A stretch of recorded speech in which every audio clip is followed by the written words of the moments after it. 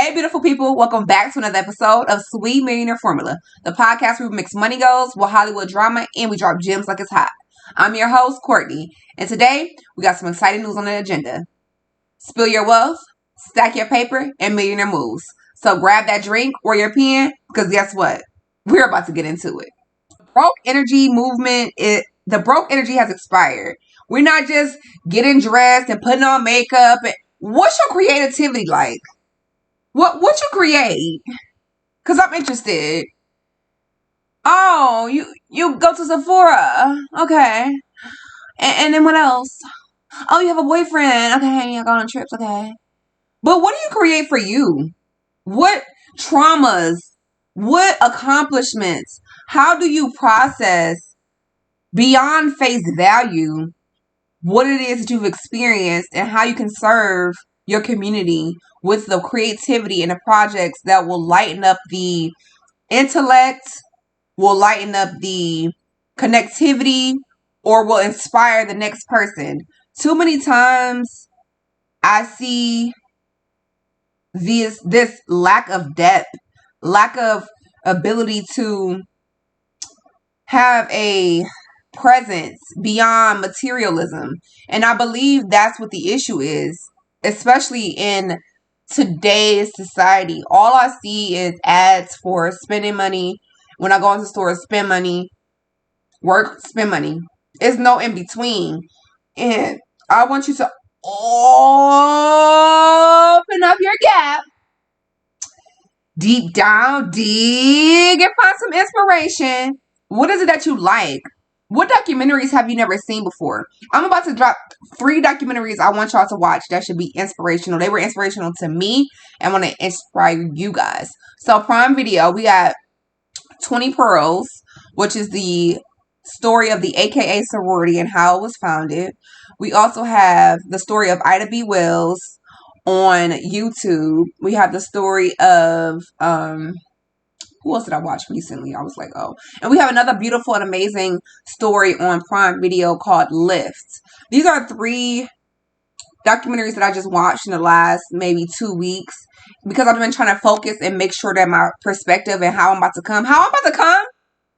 Y'all not gonna y'all not gonna understand. Y'all gonna understand, but y'all to be this hungry right now in a society, in a world where we're being crushed, where we're being talked about, we're being, ostracized, our voices is being played with like we only matter in sports and music, and even those are disintegrating. And I want to feel like when I create my art this year, 2026, baby, you can't touch this. You cannot come against what I've experienced and tell me how to create. The things that I'm dreaming of and the things that I'm creating are basically testimonials. They're storytelling content that allows my ambition, creativity, and my voice to recompense a picture of me in a aloe outfit with some blush on.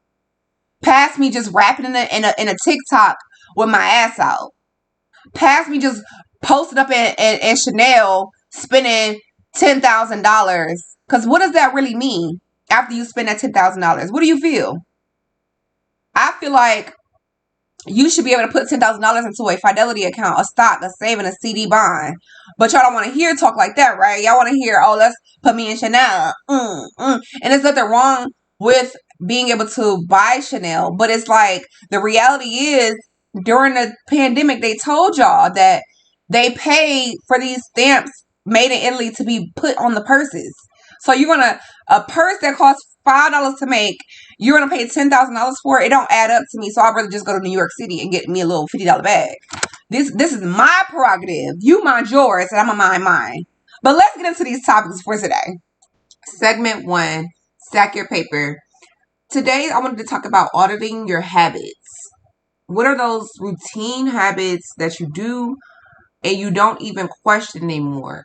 I wonder, is it that you don't question it anymore because it feels comfortable and that's where you're used to, or you don't question it anymore because you don't have the self-esteem to change your lifestyle?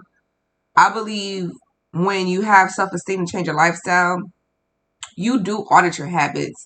Especially for me, one of the major things that I had to change this year, because my goal was to become a like I'm getting my degree. I have 60 credits left. I'm going to open up this performing arts center, right? But I'm sitting at 199 pounds. And so I was like, okay, I'm sitting at 199 pounds, but if I continue on this path, then I'm going to just get bigger and bigger and bigger, which is going to ultimately lower my self-esteem, and it's going to separate me from the dreams that I've worked so hard for. Unbeknownst to you, I've been working for the last 13 years to get my bachelor's degree. And when I say I've been working for the last 13 years, that means every 3 or 4 years on and off, I've spent a year doing college. Every 3 or 4 years on and off, I spent a year struggling. And so during the pandemic was really hard. And even though it was hard, I was able to get my cosmetology license. And so that was the vehicle that was starting me on my financial journey, because I was trying to figure out how, if I have to run my business from my car, I'll do that. But how long do I have to run this mobile salon before I'm able to open up my first suite or open up my first salon? And these are quite big dreams to a person who, before that, I was just working at Wendy's. So working at Wendy's, earning my cosmetology degree, living in Cleveland, driving a bucket, not having much to live for, living in poverty, living in the hood, arguing with my neighbors, getting threatened, car getting hit, scratch cars, gunshots every night. The amount of rattling that it was taking me to figure out how to make it out. I did not realize like the financial sense that I have now was the leverage. It was the centerpiece for me to raise my self-esteem. And so I had to look at what was the routine, what's the habits, what's the issue. Now that I have this cosmetology license and I can step into this world of cosmetology, what does that look like for me to be successful? And that's when it started to dawn on me that I needed business credit and I needed credit. And so I looked at my credit score. Honestly, after cosmetology school, this is the first time I had looked at my credit since when I was 18. And so when I was like 18 and I was at Howard, I never even looked at my credit score for like 5, 6, 7 years. And then when I turned like 23, I was pregnant with my first daughter. No. Yes and no. But I'm saying I didn't pay attention to my routine or anything that mattered to me until it really mattered, until I was trying to find my way out into the next level. And I believe when you work and work and work until you've done all you can do, then you're ready to reach the next level. But because I didn't know about business credit, I heard about business credit during the pandemic because everybody was popping their shit, talking about you can get $50,000 from this bank, this bank, this bank, this bank. So I'm just walking to the bank like, okay, how am I getting $50,000 from this bank? And then I realized when I created my first business for cosmetology, which was the mobile salon, I had to create an LLC. I had to get a business website. I had to get a phone number. I had to get a business postal account. And then I opened up my first NAV credit account to report positive credit payments. So it wasn't until 3 or 4 years later, which is like the last year when I was running my business here in the DMV, because I ran it when I got out of the cosmetology school, but I was running it like nickel and dime. Like I do a style, I keep the money, I spend the money. I had no responsibility to my LLC in order for it to grow and for me to have these payments that were on time. So that's what I'm saying. The difference between me coming out of cosmetology school and working at Wendy's versus 3 or 4 years later, now that I have this financial literacy, totally different game. Totally different exposure. I accessed my first $50,000 from Navy Federal here in the DMV because I had all those articles together. So that's what I mean when I say audit your routines. Not just look at, oh, I can cut this off here or oh, I can cut that off. It's not about cutting anything off. It's about what is the routine doing to build your self-esteem, doing to build your legacy, doing to build your sense. And if your routine is not creating habits that build these skills, then you're going to have to cut that emotional spending. You're going to have to start saving aggressively and treat every single dollar like it's an employee. Segment 2, Spill the Wealth. The person that I want to talk about today is the queen of entrepreneurship, and she's pretty much the mother behind the brand. Not pretty much, she is the mother behind Slutty Vegan, which is Piggy Cole's vegan brand of burgers and fries and slutty Slutty Vegan is basically a company that was started in 2018 by Pinky Cole when she had this demand from her truck. She had a truck where she sold these vegan items on, and I think originally from before that, if I'm not mistaken, and I've seen her documentary, not a documentary, but I've seen her interviews, she had a restaurant in New York City, Queens that burned down. Um, and so from that restaurant, she had a truck. And shout out to her for keeping the vision alive. But Snoop Dogg requested somebody bring some food to the studio, and she brought her vegan food. And then that day, 2000 and what was that? 2016, social media was at its peak of driving and changing people's lives. And so she took her Instagram and she devoted her success and she kept working hard. And so with Pinky Cole, I've been to her restaurants, and I've seen her success.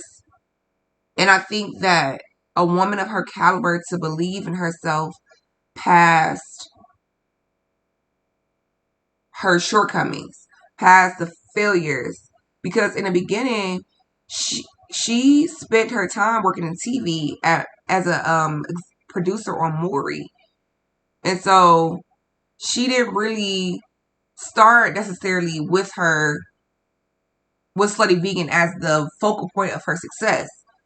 And I believe that that's another aspect of auditing your habits or auditing your lifestyle. Is because if you not starting, like say you got your degree or you're working towards your degree or you've had your degree and you're in your career, right? But you have this inkling or this feeling in your spirit or a dream, like a literal dream, and you don't respond to it because you know it's in your subconscious, that's going to weigh on your self-esteem because you're called or you've been exposed to another level of a possibility of what could be an opportunity.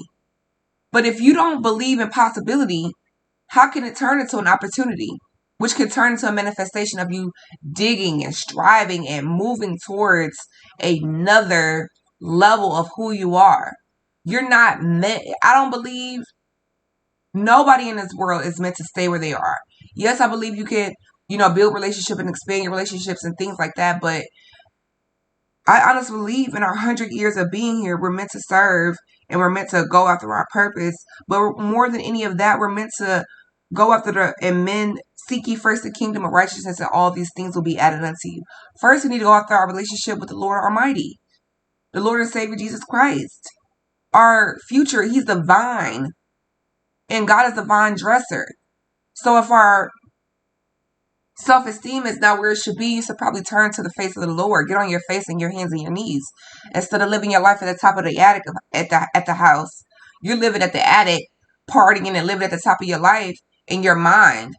But you probably need to come all the way back down and go into the basement and get on your knees and hands and pray so that God can open up a window in your life that will lead you towards this success and the epitome of success in the levels that you cannot predict. I cannot live in my lifestyle and be able to predict everything. How boring is it to predict everything that's coming on in my life? How boring is that? But then you see a woman like Pinky Cole comes and she launches Slutty Vegan and turns that into a $25 million investment from the CEO of Shea Moisture, a $25 million investment from the CEO of Shake Shack. And now you have a kid who's from Baltimore, whose father spent 22 years in prison from cocaine distribution. And now you have a girl who is beating all the odds on her entrepreneurship journey, even though the line is never straight. She reveals that in her emotional conversation that she briefly lost her company, Slutty Vegan. And then in March this year, she bought the company back. She raised capital to buy back her business. She sold her real estate to buy back her business because she believes that Slutty Vegan is a $1 billion brand. I believe not only is Slutty Vegan a $1 billion brand and can be promoted into such, but I also believe that the infrastructure of Black excellence and Black businesses being her her investors, and then her customers being worldwide. I feel like she may have gotten in over her head by opening over 20, I think 25 locations. I'm not sure. I should but I believe also that if you're not hungry, if you're not passionate, you're not going to move. And so she wouldn't have known to move. And she wouldn't have, like the success that she was having in 2018, like 5 or 6 years ago, it was inspiring all of us. We were still going after our dreams. We were fresh out of the pandemic, and people wanted to continue to believe in themselves. And then you see all these lines wrapped around slutty vegans locations, 6 or 7, 8 locations, and you're just like, wow. I'm from an outsider looking in, I'm like, this is something that is monumental and it's possible. Not just for white women, but for black women. And within a couple of years, I would say within like 3 or 4 years, her company was valued at $100 million. And right when she reached the success of her company, that's when she learned the lesson of buying her company back, which cost her millions of dollars. And she went on a tour in the last year expressing that downfall and what it really costs to be a CEO of $100 million company.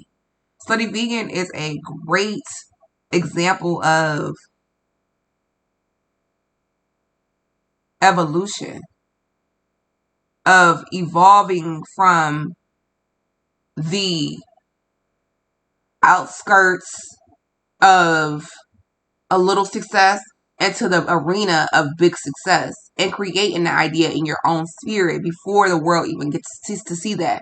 Because I believe what you believe in your house is what you believe before you go show other people. What you believe in your spirit is what you believe before you show other people. What are you believing? What is it that's going to pull you into your next level? Because that broke energy is expired.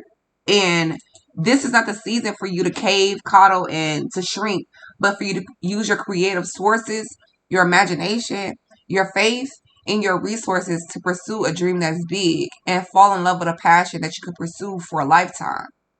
Segment 3, Millionaire Moves. Now today we're talking about the man, the myth, and the media mogul. He bought his studio, he bought his land, he bought his freedom, showing that ownership is the real flex. We're talking about none other than the Tyler Perry. Tyler Perry, Heller, that authentic humor that he's captivated from all of our grandmothers, all of our aunts. He used the power of media and turning his voice into a stream of income. He found his $1 million message. He built the empire. He's grown the strategy. He's monetized the movement, and he's scaled and he's built the community currency that is allowing him to elevate as a brand. So his $1 million message was that authenticity and ownership are the key to becoming a billionaire.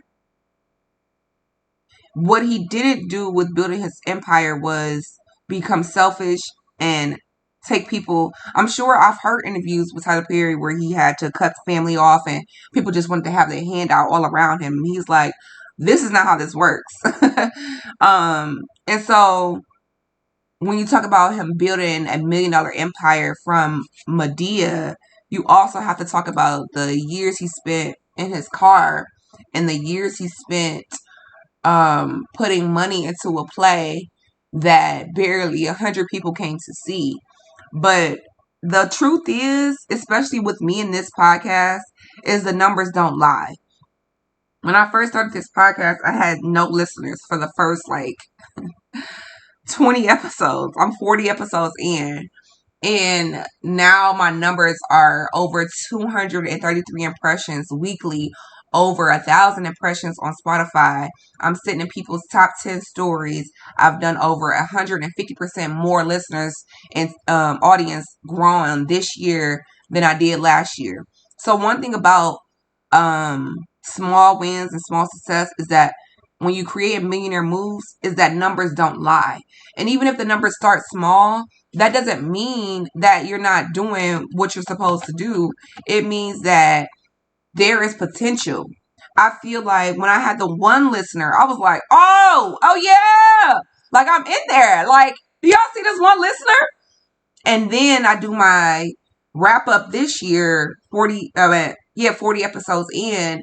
And I'm like, not only is Sweet Millionaire Formula the podcast for everyday people to level up financial sense, but it's going to be the foundation of a network where women from all walks of life create a monetary income and have the support they need to build their empires with the sense, the infrastructure, and with the community organization and support behind it. When I created this company, I created it with a big old vision that reached internationally. And so the reason why one listener is a yes for me is because it gives me permission to raise my self-esteem and to keep that vision that I had alive. What Tyler Perry's done with Medea is he's kept the focal point, but he's built stories that reflect our trauma, stories that reflect our culture, stories that reflect our humor, stories that reflect our personalities and self-esteem and our low points and our high points and our turnarounds and our setbacks. And I think that him being able to have that storytelling ability and that opportunity, because it didn't start off with bells and whistles, I believe that that's what kept him with his ear to the ground, like with his sense of purpose steady, is because nobody at that time, between 2008 and 2009, nobody was telling our stories. And I don't believe that, like, besides Tyler Perry, I don't have any other. Yeah, we have like